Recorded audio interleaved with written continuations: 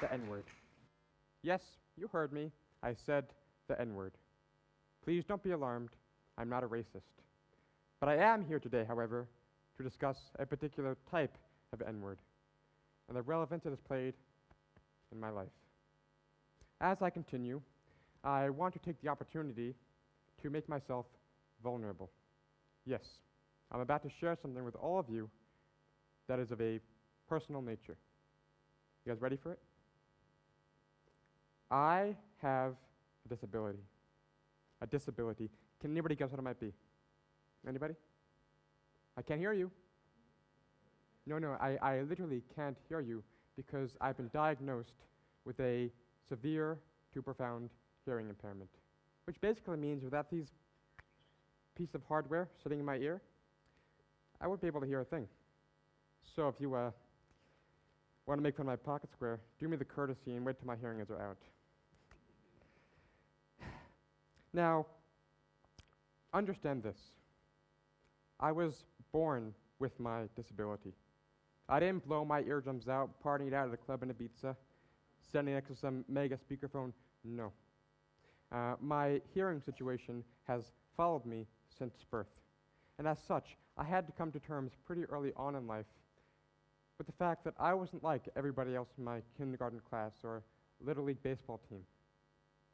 That I was different. And please know that it wasn't always easy.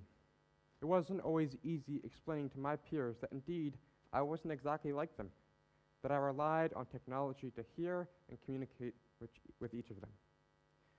And most of the kids were pretty nice about it, and it didn't ask too many questions. But I found myself doing this rather odd thing every time I would explain my disability to them. I would do so in a manner that was almost apologetic, as if I was trying to prove to them the notion that I could hear exactly the way they did, that I had something to prove. But by then it was too late. By then it didn't matter because they'd given the look, the subtle facial expression, which had indicated how they no longer saw me, well, that they saw me as a misfit, and how they no longer categorized me as somebody who was normal. And that, ladies and gentlemen, was my introduction to the N-word, normal. You see, my diagnosis in July of 2000 left a lasting impact on my family and loved ones. It begged the question of whether or not I'd be able to live independently, to communicate verbally. And it's important that you understand this. Without the unwavering support from my family, particularly my mother, and years of speech and audio therapy, there's no way I'd be standing on the stage right now. You see, in the early days, there was a looming fear that I wouldn't be able to pronounce basic sentence structures, nonetheless stand on a stage telling my story to the world. So Mom, Dad, I'm here now.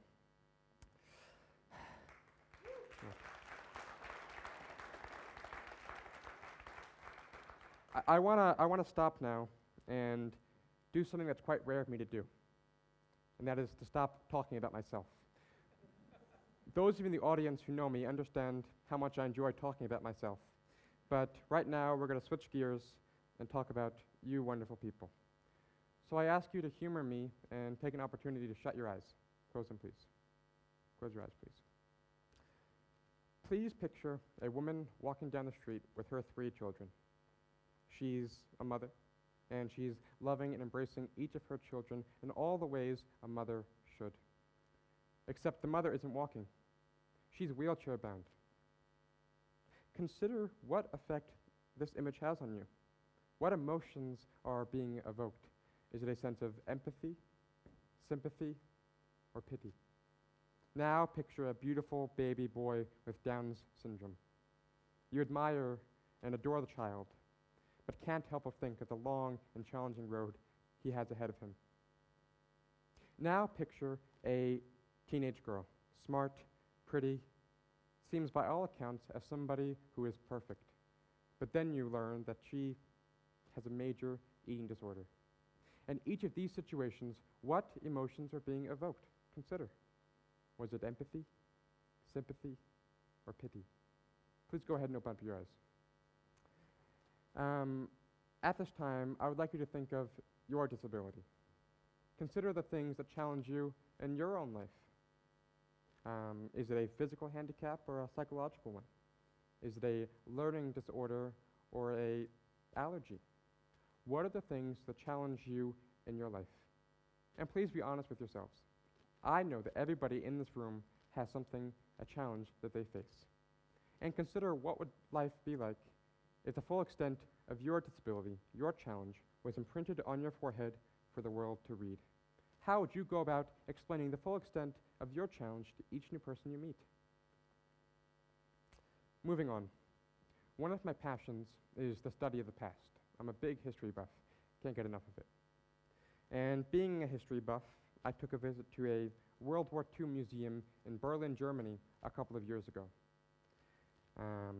And it was called the Topography of Terror. It was set in the former headquarters for the Gestapo during the 1930s and 40s under the Nazi regime.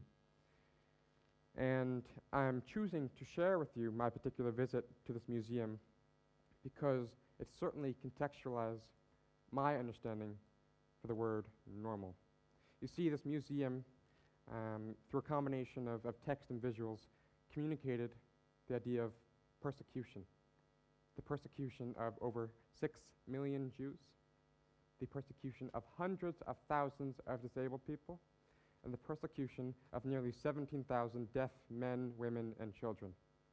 And as I perused this exhibition, I began to ask myself a question.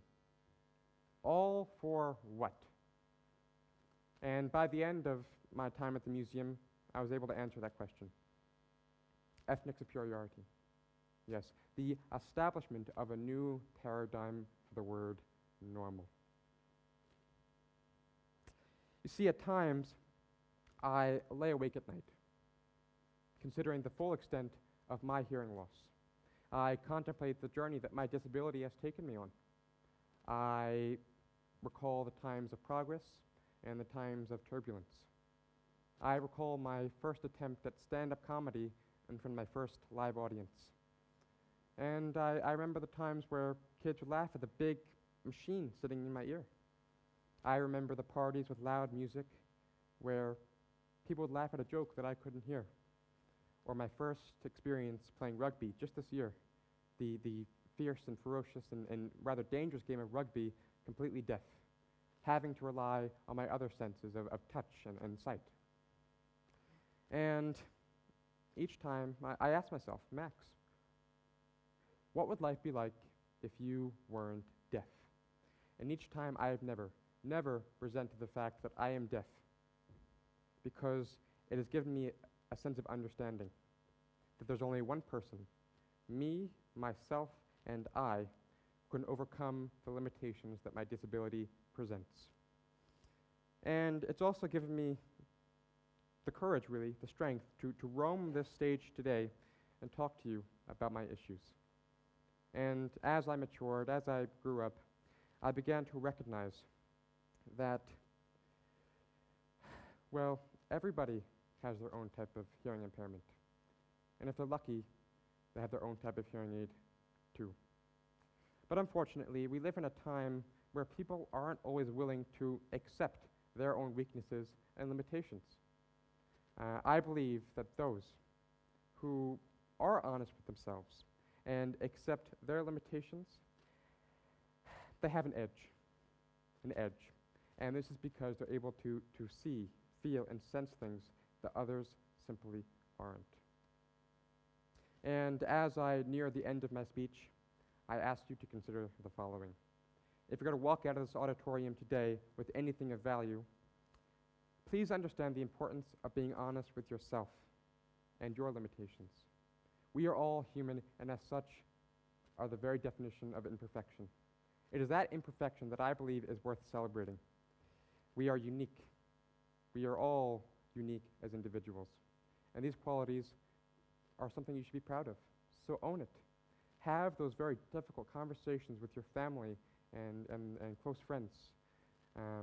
Discuss the challenges that we all face in our lives.